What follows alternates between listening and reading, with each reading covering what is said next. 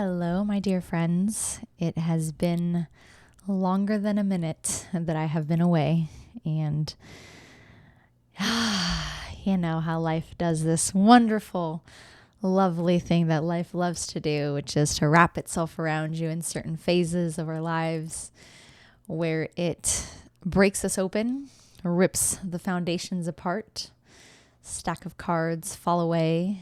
So much has emerged. I feel like the last few months has been just a tidal wave of a variety of things. I also think it's I'm maybe a microcosm of the macrocosm of all that's happening in the world right now. So much is changing, it's shape-shifting, and I think a big part of me just had to step away.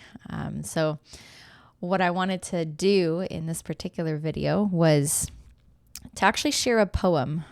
It's interesting. When I was in my teens, I used to turn to poetry when things were just overwhelming and emotions were too strong. And I've always found and been fascinated by the ability of people to express their hearts through words, and something that sometimes is so difficult, especially as very sensitive beings like we are, when we don't have the chance to be face to face or in person and feel each other in that way. There's this magic that speaks through words. And so I found myself over the last month writing a lot of poetry, specifically at 3 a.m. Not sure what that witching hour is, but anytime like 2 a.m., 3 a.m., anywhere between that and like 5 a.m., I would just wake up and my brain would not stop. And I just felt myself writing. And so this particular poem I wrote, I want to say a few weeks ago. I'm calling it Held, and I hope you enjoy. I'll give you a little glimpse into me. In my 20s, I thought I would conquer the world. Endless dreams filled my mind, my heart set on creating legacy and impact, seeking externally to prove my worth, to show that I mattered, that I was important, someone to be noticed, someone to be loved. I was looking for safety and never thought to stop and ask myself what I need, what I want, what I deserve. In my 30s, I broke. My identity shattered. I became a mom. And everything about who I was trying so hard to be to the external world halted, cut off mid-sentence, died too young.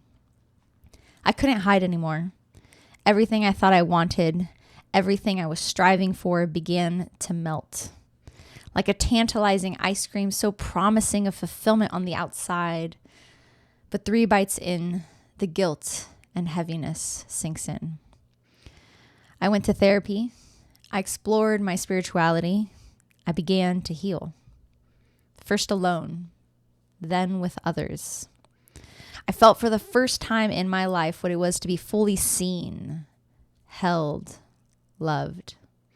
It felt safe to be surrounded by strangers, a chance to see myself without the attachments and obligations, a respite for the pressure and weight of responsibility and identity I carry with me.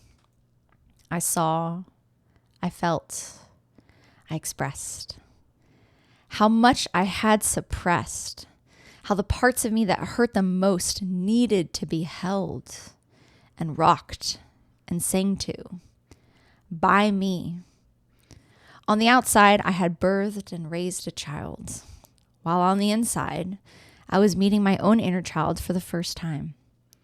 I had no idea how healing it was to be my own companion. How healing it was to witness my earth child scream, cry, and hit, expressing every emotion my inner child had kept trapped inside.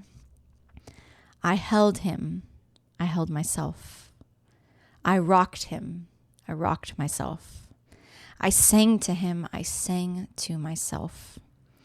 These parts of me emerging quietly at first, but with a newfound confidence getting louder. It's overwhelming, scary, vulnerable. I'm filled with fear.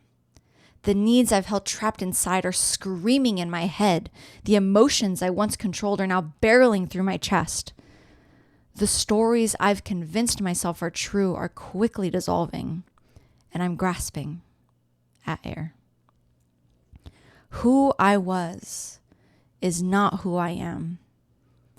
Who I am is not who I will be. But somehow I've always been me.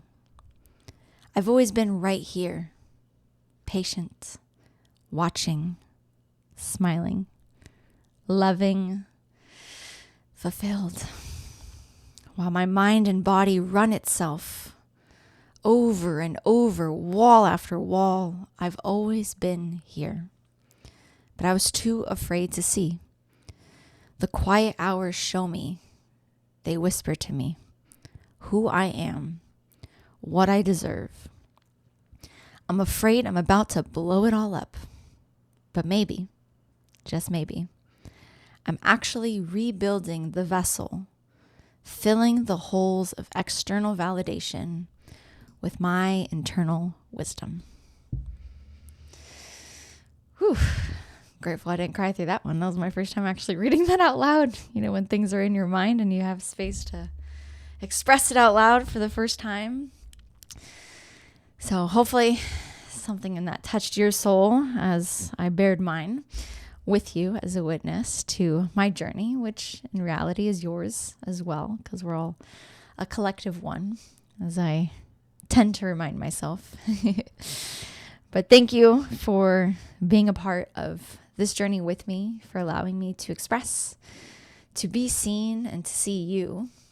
And I look forward to sharing more poetry as things emerge in my quiet life, as things come barreling down and expand, as we're all, I think, intended to in the end. So be well, my friends. I look forward to checking in with you again soon.